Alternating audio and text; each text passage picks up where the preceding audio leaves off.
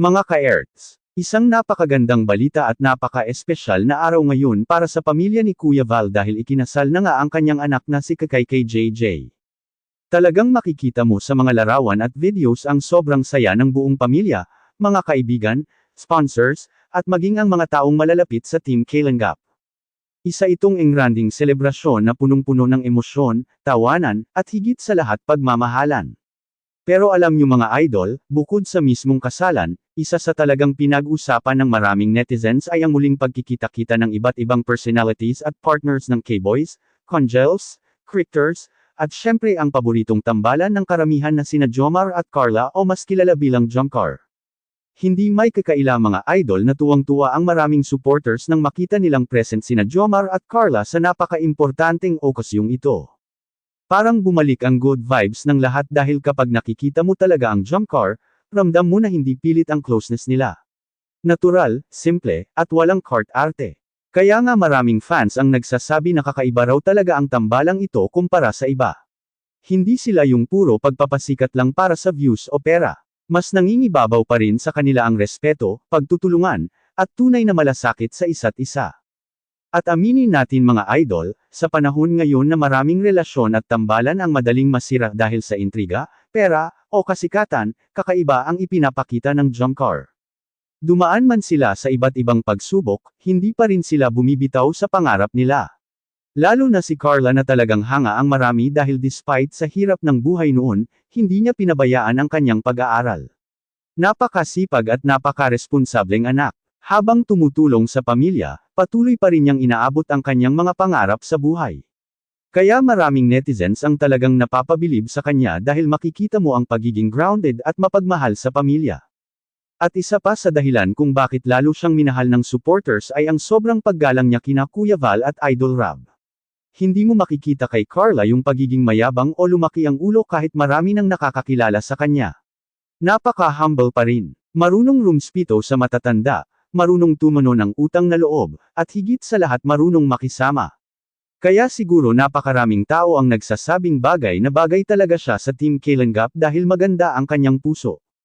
Syempre hindi rin mawawala si Jomar na palaging nasa tabi niya. Sa lahat ng ups and downs, mapapansin mo talagang supportive itong si Jomar kay Carla. Hindi man perpekto ang kanilang pinagdadaanan minsan, pero makikita mong hindi niya pinababayaan si Carla. Laging nakaalalay, laging present, at handang samahan siya sa laban ng buhay. Kaya tuloy maraming fans ang kinikilig dahil parang tunay na pagmamahalan at hindi scripted ang kanilang samahan.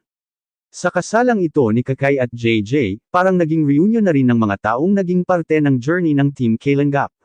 At sa bawat litrato at video na lumalabas ngayon online, makikita mong napakasaya ng atmosphere. Walang plastikan, walang bangayan, kundi puro good vibes lang.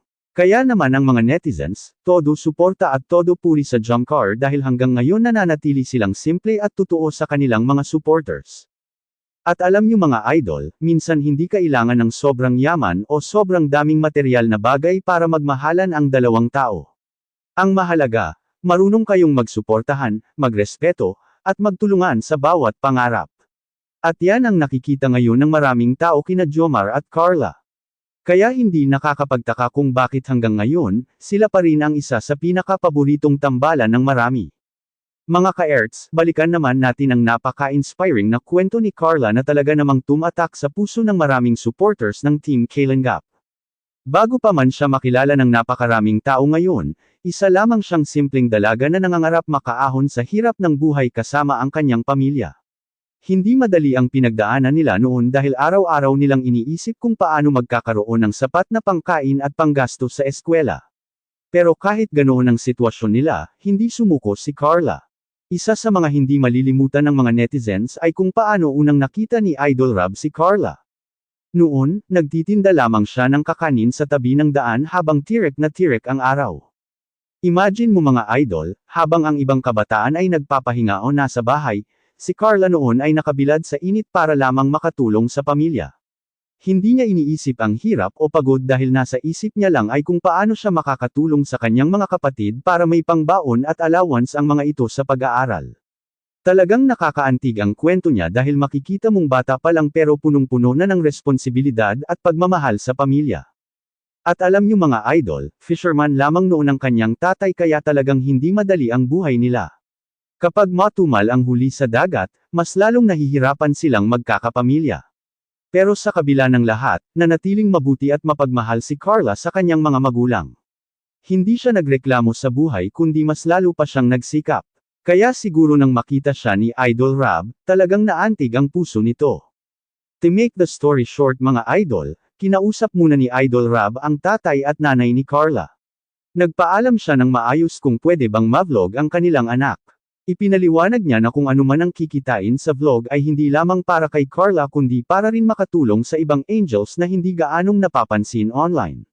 Dito makikita mo kung gaano kaganda ang layunin ng Team Kalingap dahil hindi lang isang tao ang gustong tulungan kundi marami pang iba. At mula noon, unti-unting nagbago ang buhay ni Carla. Hindi man agad-agad naging madali ang lahat, pero dahil sa sipag, kabutihan, at suporta ng mga taong naniwala sa kanya, nagsimula nang matupad ang kanyang mga pangarap. Maraming sponsors ang humanga sa kanyang kwento kaya mas lalong dumami ang blessings na dumating sa kanyang buhay.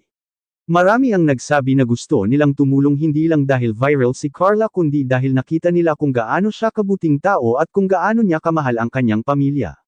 Ngayon mga idol, isipin niyo yun, mula sa simpleng pagtitinde ng kakanin sa ilalim ng matinding init ng araw, nagkaroon siya ng pagkakataong magkaroon ng sariling bahay.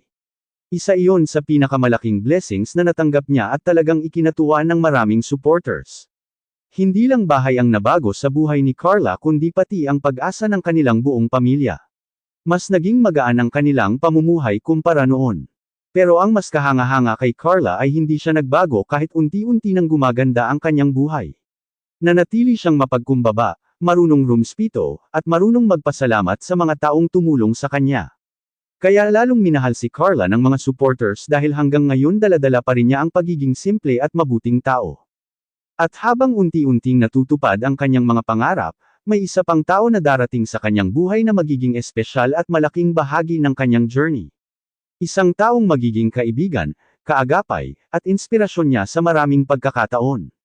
At yan mga idol, ang pag-uusapan natin sa susunod na segment, ang pagdating ni Jomar sa buhay ni Carla. Mga ka-Erts, ako naman tayo ngayon sa isa sa pinaka-inaabangang bahagi ng kwento ni Carla, ang pagdating ni Jomar sa kanyang buhay. Dahil aminin natin mga idol, dito talaga nagsimulang mas lalong kiligin at mahok ang maraming supporters sa kanilang samahan. Habang unti-unti nang umaangat ang buhay ni Carla at mas nakikilala siya ng mga tao dahil sa Team Kalingap, hindi rin inaasahan ng marami na may isang tao palang darating na magiging napakalaking parte ng kanyang journey. At ang taong iyon ay walang iba kundi si Jomar. Sa umpisa, simpleng samahan lang talaga ang nakikita ng karamihan sa kanila. Walang pilit, walang sobrang arte, walang scripted na eksena.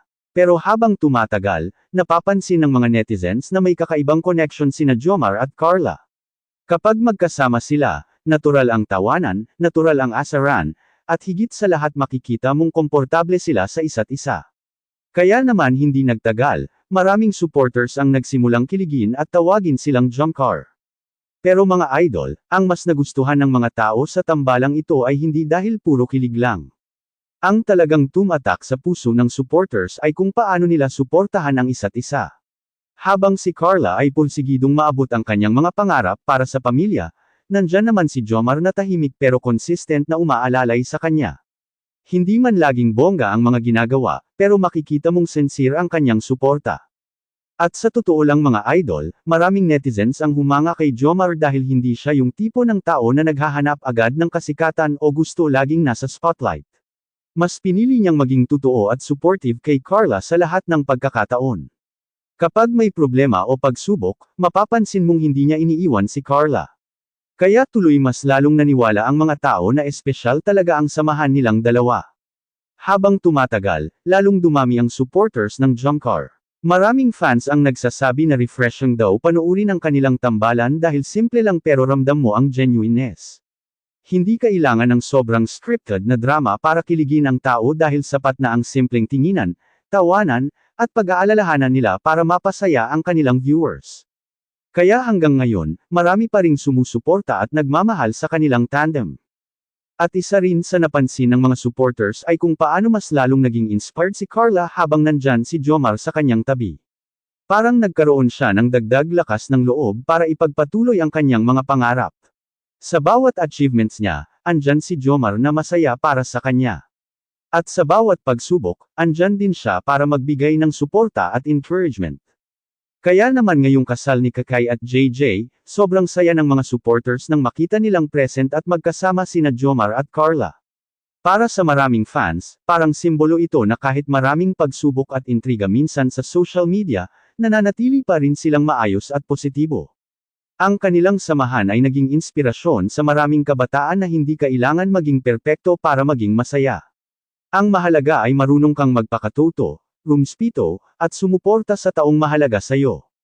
At ngayon mga idol, habang patuloy pang gumaganda ang journey ni Jomar at Carla, mas marami pang supporters ang excited kung ano pa ang mga blessings at tagumpay na darating sa kanilang buhay. Dahil sa totoo lang, hindi lang simpleng love team ang tingin ng marami sa Jomcar, kundi isang tambalang nagbibigay inspirasyon, good vibes, at pag-asa sa napakaraming tao.